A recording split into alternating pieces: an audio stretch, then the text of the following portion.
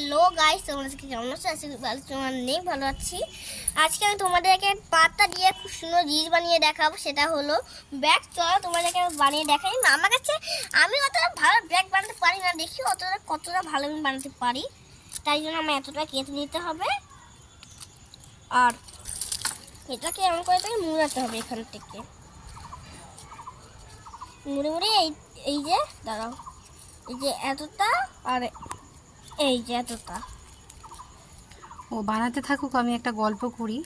আজ সকালের কথা। আজ সকালে আমরা তখন প্রায় 8টা বাজে। আজ একটু লেট করে ঘুম থেকে উঠেছি। তো 8টার সময় আমরা ঘুমিয়েছিলাম। হঠাৎ করে দেখি অদ্রিজার আওয়াজ। অদ্রিজা আমাদেরকে ডাক দিচ্ছে। এইবার আমারও ঘুম ঘুম চোখ, ওর পাপারও ঘুম ঘুম চোখ। হঠাৎ করে দেখছি মেয়ে নেই। তাড়াহুড়ো করে উঠে গেছি। উঠে দেখি 2 কাপ চা করেছে।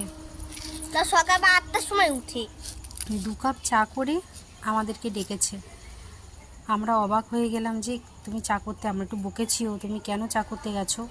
আমরা থাকাকালীন তুমি করো, ঠিক আছে, কিন্তু আমরা যেহেতু ঘুমিয়ে রয়েছি, যদি কোনো রকম একটা প্রবলেম হয়ে যেত, হ্যাঁ, তখন তো খুব সমস্যায় পড়তাম, সবাই পড়তাম, তোমার একটা ক্ষতি হয়ে যেতে পারতো।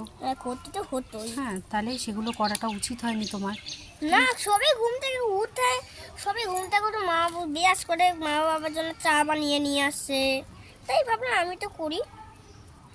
দেখো ফাইনাল আমি ব্যাগ বানানো আমার হয়ে গেছে। গাইস, কেমন হয়েছে আমাকে কিন্তু অবশ্যই কমেন্ট করে জানিও, ঠিক আছে? ভুলে যেও না। চা